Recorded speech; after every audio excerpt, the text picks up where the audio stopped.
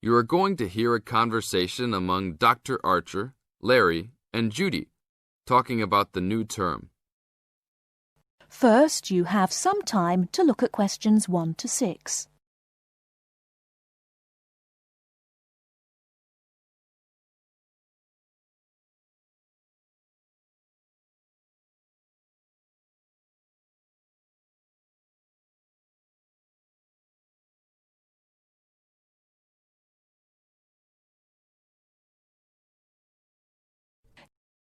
Okay, everybody, welcome back to the new term. I hope you've all had a good break and that you're keen to start on your research project. What I'd like to do this morning is to give you a chance to ask questions about the project, requirements, ways of approach, how to get help if you need it. Today is informal. It may be already written on paper, but it's nice to have an opportunity to have it confirmed. So, any questions? Dr. Archer, is there a confirmed due date yet to hand it in? Yes, I can now confirm that it's 16th of July, not 15th as first advised. Okay? And what about the word limit? Well, there is some flexibility on this, but in general it's 8 to 10,000 words. Ah, I see.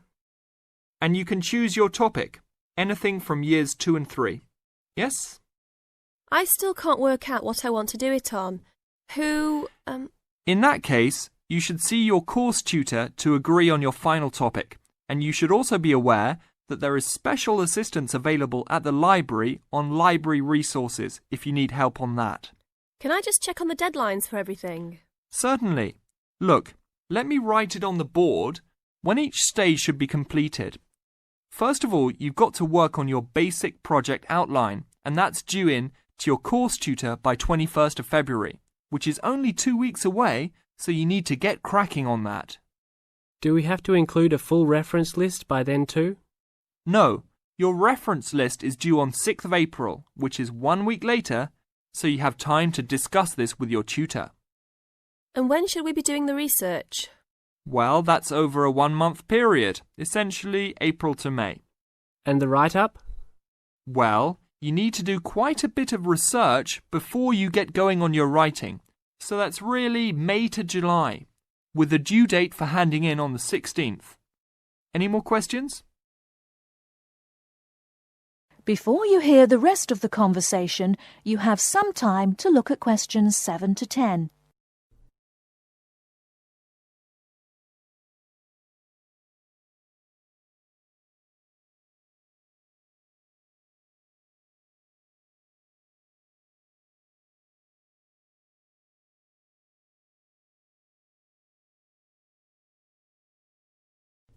Now listen and answer questions 7 to 10.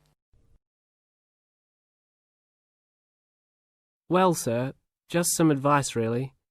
It's about the research approach. Would you advise us to use some case studies?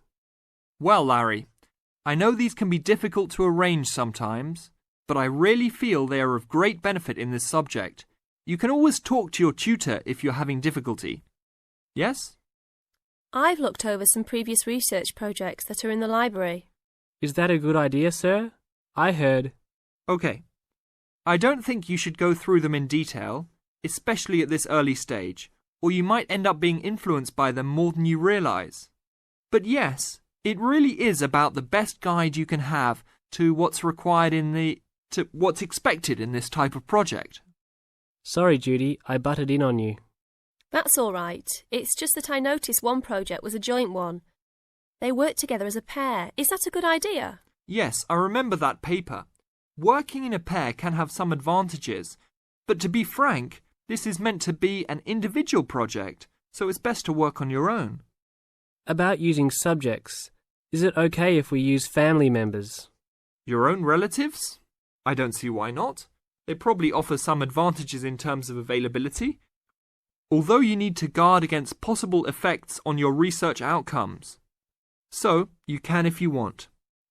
Perhaps you should discuss this with your tutor if you plan to use relatives, so you can approach it in the best way. Okay, thanks. Okay then. Well, I hope we've been able to sort out a few things. You're welcome to see me at any time, or drop me a note if you have any more queries. Fine, thanks. That is the end of part 1. You now have half a minute to check your answers.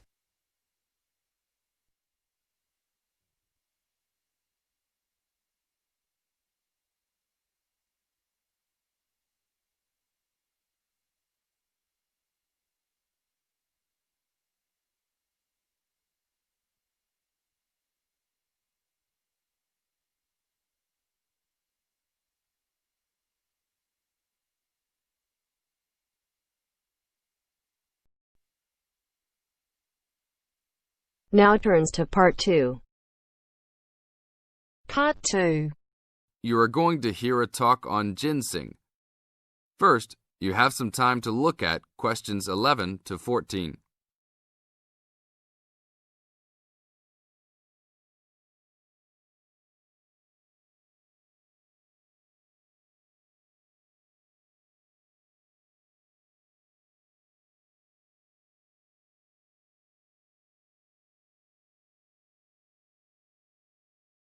Now listen to the tape and answer the questions. Good morning. Today we'd like to talk with Mr. Schumacher of Kaiser Farms. Mr. Schumacher, what is in ginseng that makes it so special? Thanks. The key elements in ginseng are the active ingredients known as ginsenosides. All true ginseng products on the market contain a certain percentage of ginsenosides, and a number of factors determine how much.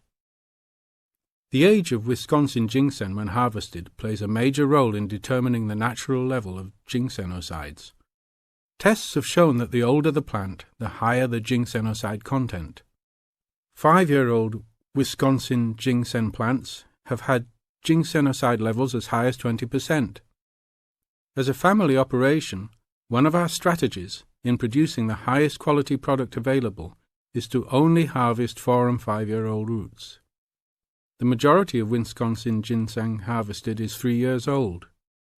The reason for this is that the expenses to care for and the possibility of disease increase as the plants become older. By limiting the amount of ginseng that we plant each year, we are able to provide the necessary attention and care to produce the highest quality 4- and 5-year-old roots.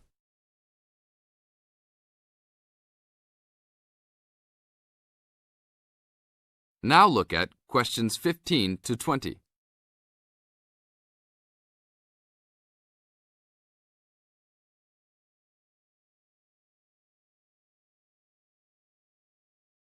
As the talk continues, answer questions 15 to 20.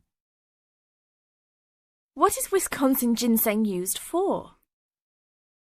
There are 2 real species of ginseng on the market today: Panax, Korean or Chinese, and Panax quinquefolius, Wisconsin. Since ginseng has been used for thousands of years in China, it is easiest to explain the differences in ginseng by using traditional Chinese herbal philosophy. Wisconsin ginseng is considered a cooling-type herb, and Korean or Chinese ginseng are considered heating-type herbs. As a cooling herb, Wisconsin ginseng is used as a preventative medicine. Here in the United States, Wisconsin ginseng is considered an adaptogen. As an adaptogen, Wisconsin ginseng acts to normalize body functions and strengthen the immune system and other systems in the body. Over a longer period of time, it builds up energy and maintains the body at a higher level, acting to reduce stress and fatigue. As a heating herb, Panax ginseng is used more as a stimulant and is often prescribed in China when the body is recovering from an illness and is worn down and in need of a rapid boost of energy. It is only recommended to be taken over short periods of time and not continuously. Wisconsin ginseng is considered the premier ginseng in China because it can be taken on a continuous basis and acts as a preventative-type medicine by slowly building up the body. Wisconsin ginseng fits in perfectly with the Chinese herbal philosophy of preventative-type medicine. Unlike here in the US, where we often wait until we are ill to seek medical attention, the traditional Chinese medicinal philosophy concentrates on building up the body to prevent illness. Based on the way Wisconsin ginseng has been prescribed in China, it is the correct ginseng to be taken for the majority of the consumers. Travel to China and see firsthand the ginseng that is considered the world's finest ginseng. That is the end of part 2. You now have half a minute to check your answers.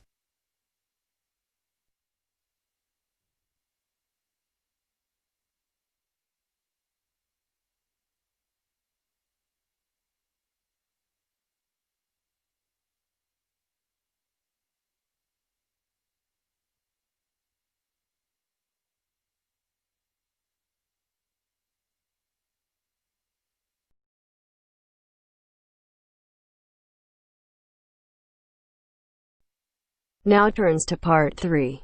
Part 3.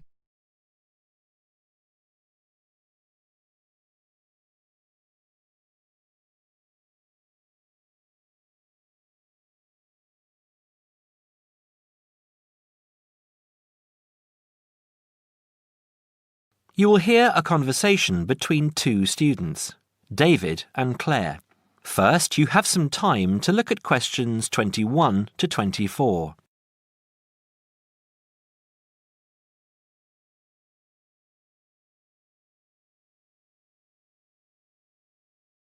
Now listen carefully and answer questions 21 to 24. Hi, David. How are you going with your history studies? Very well. I've actually finished it. That's great!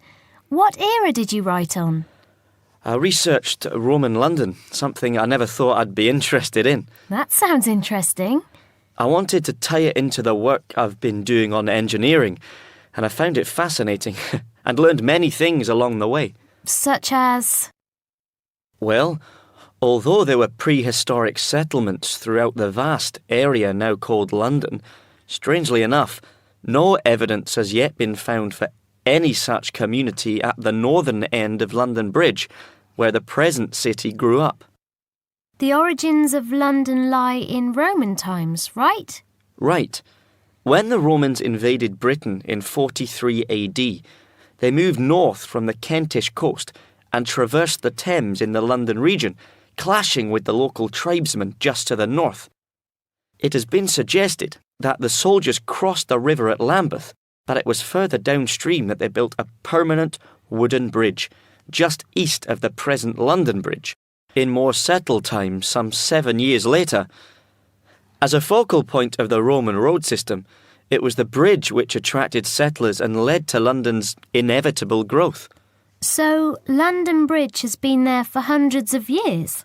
Yes, and though the regularity of London's original street grid may indicate that the initial inhabitants were the military, trade and commerce soon followed. The London Thames was deep and still within the tidal zone, an ideal place for the berthing of ships. What other industry did they have? Well, as the area was also well drained and low-lying, it was geologically suitable for brick-making. There was soon a flourishing city called Londinium in the area where the monument now stands. Londinium? That's Latin. That's what I thought too, but the name itself is Celtic, not Latin, and may originally have referred merely to a previous farmstead on the site. Before you hear the rest of the talk, you have some time to look at questions 25 to 30.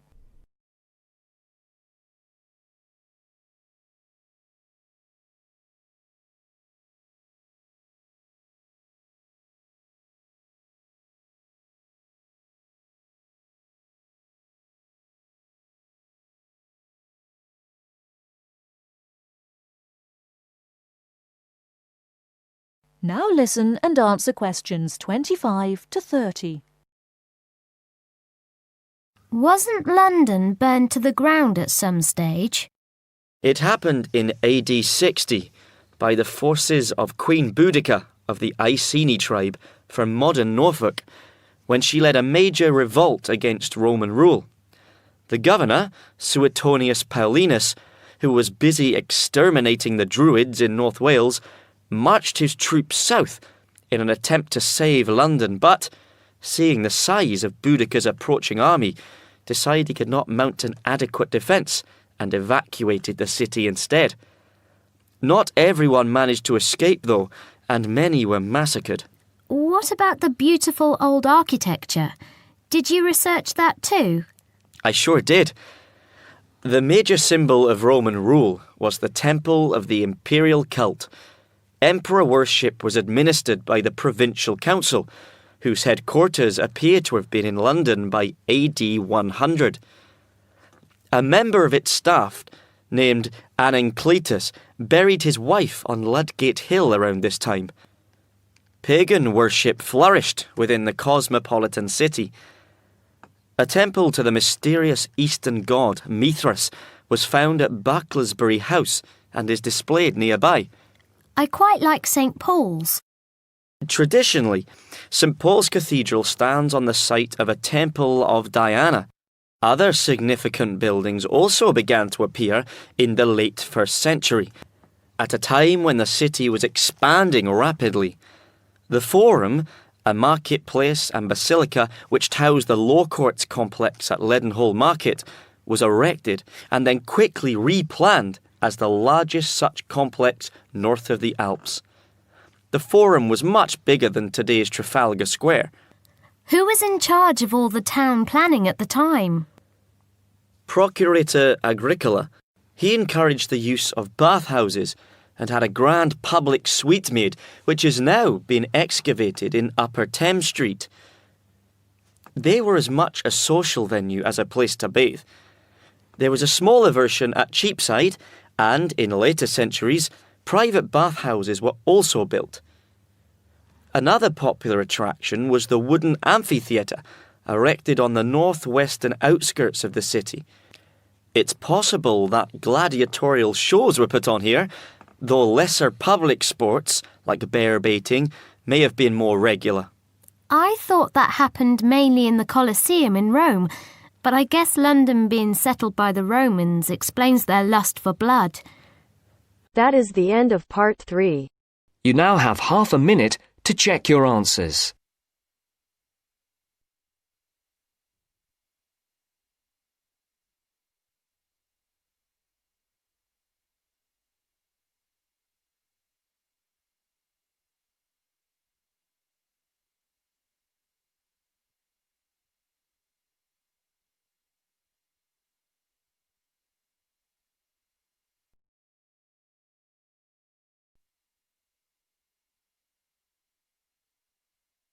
Now turns to part 4. Part 4. Now turns to part 4. Part 4. Well, it's the beginning of the digital age, and technology is all set to completely revolutionise the way we watch TV, videos and DVDs and play computer games at home. First, you have some time to look at questions 31 to 40.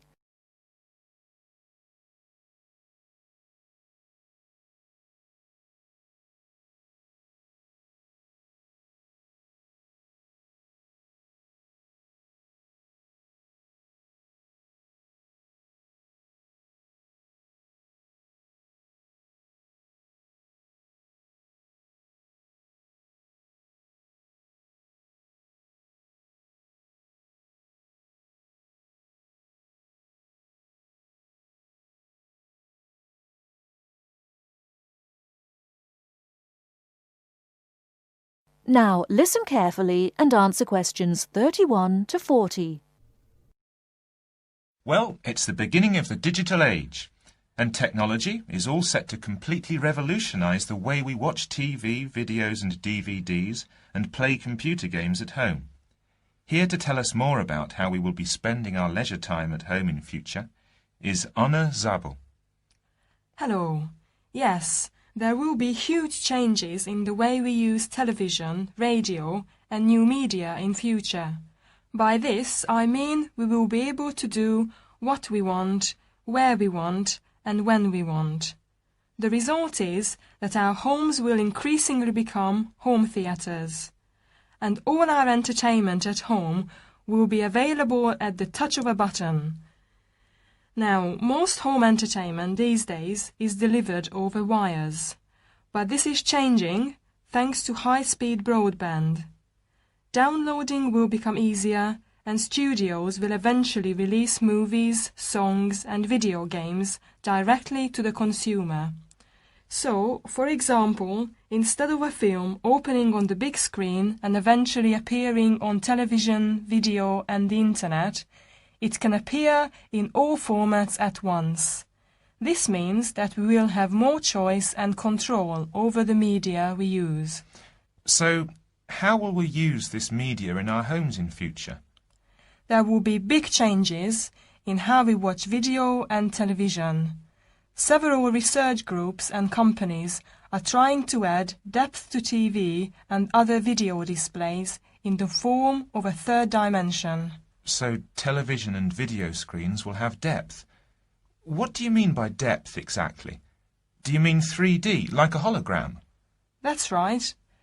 When we say that a hologram has 3 dimensions, it means that we can see not only up and down and left and right, but forwards and backwards too. When we talk about dimensions, we call forwards and backwards depth. So when we say that a hologram has 3 dimensions, it means we can see up and down and left and right, just like a picture or photo. But we can also look into the hologram because the image it contains has depth. So instead of watching films on a flat screen, we will be watching them in 3D. Absolutely. Well, as we live in a 3D world, we shouldn't really be watching television and films in 2D, and the technology to make this happen is already there. 3D screens are being developed which can be placed throughout the house, even in busy areas of our homes, like doorways and halls. Now, these screens appear to float in air. So in the future, 3D holographic images will be sent into our homes, and we will be able to experience the action as if it is taking place right in front of our eyes. So, the action won't just look real, it will be real. Incredible! How does this technology work? Well, to get true 3D, each of your eyes has to see a slightly different image. 3D screens interweave multiple images in vertical stripes using special coatings and filters built into the screen. This means that each eye sees a different set of stripes. These screens are called lenticular screens.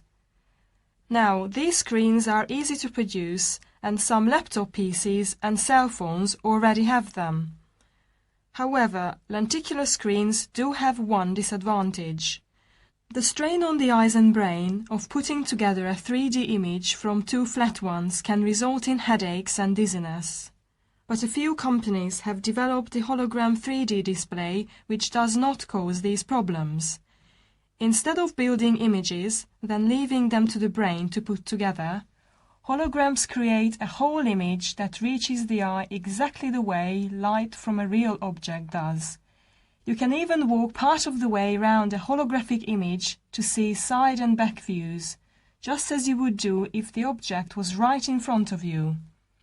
Twin holograms will let a couple watch 2 different programs on the same screen, even if they sit next to each other on the living room sofa. So no more arguing about which program to watch. That's right. Patio screens are being developed too. Patio screens? What are they exactly? Well, a patio screen is a big inflatable screen, which means you can take it outside your home and watch a film in your garden. Some patio screens are even equipped with DVD players, and some new ones may even have a wireless connection. Amazing developments there. Well, join us after the break when we will be talking. That is the end of part 4. You now have half a minute to check your answers.